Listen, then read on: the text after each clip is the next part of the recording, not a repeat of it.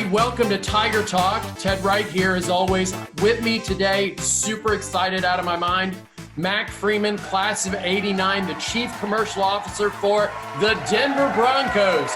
That's right, not the roller derby team, the NFL Denver Broncos. Mac, thanks for joining us.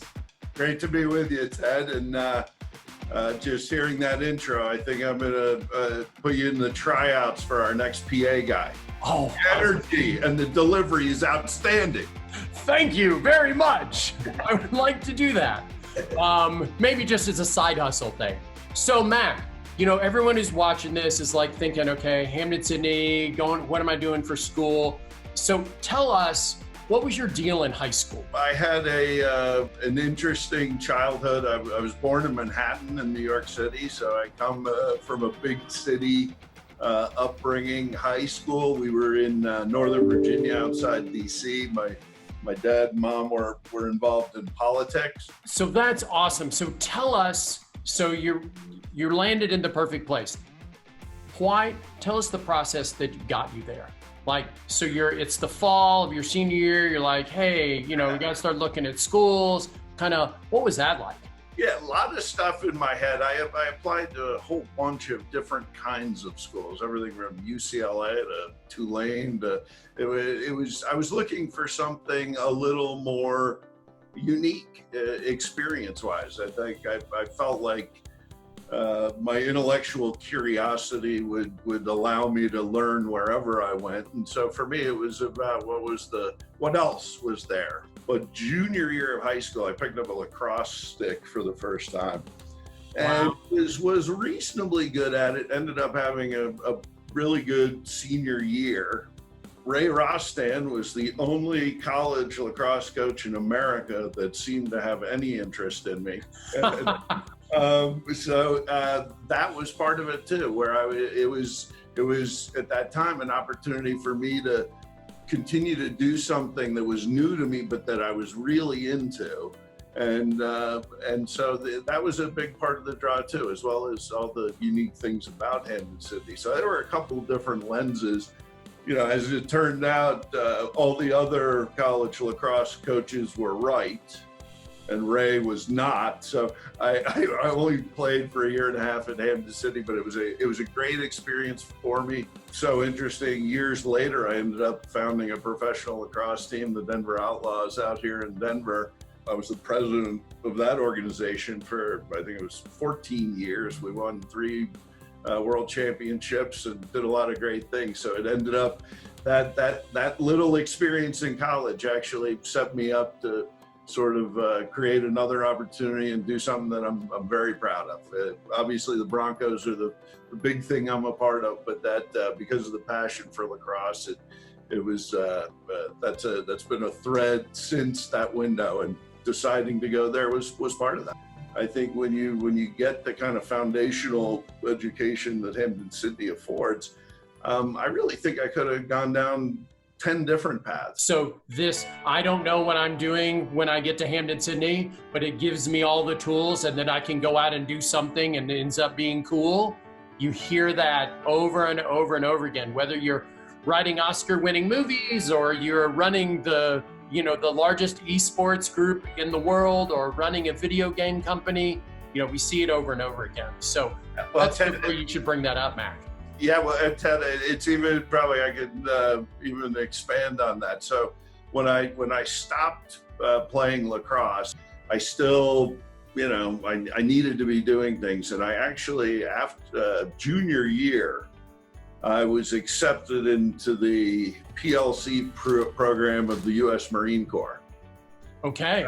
And I was headed to Quantico the summer between junior and senior year at Hampden-Sydney. And would have, upon graduation, been a second lieutenant in the Marine Corps.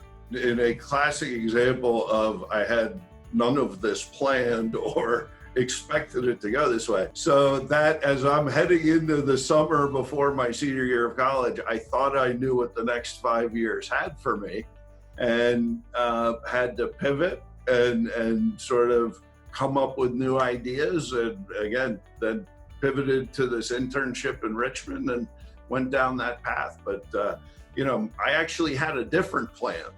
And, Right. And I was forced to pivot.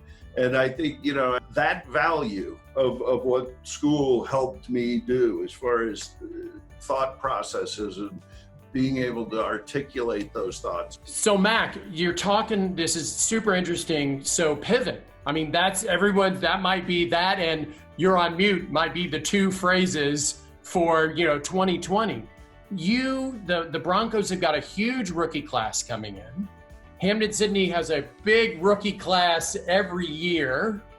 All the rookies, and for both, are looking to you and looking to all the rest of so how do we do? So what is from your perch, what are you telling people about 2020, 2021? How are you helping them? What's their advice about getting through, what I call the weirds? Yeah, well, I think the first thought that I generally come to is I can't wait for 2020 to end. Okay. This year has been, this has been a test year, right? Everyone's mental strength, their mental health. I mean, everything is being tested in this window. So I'm looking forward to 2020 being over. All right, Mac, we're doing lightning round. We're gonna have a little fun here. I'm gonna ask you a couple questions and you just answer. So you ready for the lightning round? Fire away. Craft beer or craft spirits? I'm gonna go craft spirits. Craft spirits, excellently. Which is a very, very anti-Colorado answer, but I'm gonna be a contrarian as I like to be. As you like to be. Well, you've got a lot of good craft spirit makers out there in Colorado. Yeah. So I thought I'd throw that out there. All right, next one: skis or snowboard? Snowboard when I first moved out here. Skis now that I'm over 50. Excellent. Most underrated position in football? Center. Center. Very good. Tacos or pizza? Native New Yorker. Gotta be pizza. Gotta be pizza. All right, fair. Biggie or Tupac? Biggie. Biggie. And lastly, what is your favorite quirk about the Denver airport? I think the several $100 million luggage system that sits underneath the airport and was used for about 1 month, but is still an incredible network of luggage, distribution, mobility, whatever, but it's still sitting there today. It spent 1 month when they opened the airport chewing up luggage. They shut it down and it's never been used since. Spoken like a true operations, large-scale thinking guy. All right, last word is going to be yours. For all the men and parents that are watching this right now, what's the one thing that you really want to leave with them about Hampden-Sydney and your experience there? Well, I think for me, again, it's and Ted, you know this, I'm not sure anyone who hasn't actually experienced it can fully understand what that environment is. There's nothing like it that I've ever seen. Hampden-Sydney is a truly unique place. And again, from my perspective, it was a place that allowed me to figure out who I was, helped me to figure out what I believed in, and then helped me to build the skills that would actually allow me to go out and do whatever I wanted. And I think, again, there are probably a lot of kids that have a much sort of tighter focus, but if you don't know exactly where you're going and you want to be challenged and you want to figure that stuff out, there's no better place in the world. All right, everybody, Mac Freeman, Hampden-Sydney Class of '89, Chief Commercial Officer for the Denver Broncos. Mac, thank you very much for being here on Tiger Talk. We appreciate you very much. Thank you. Go Tigers, go Broncos.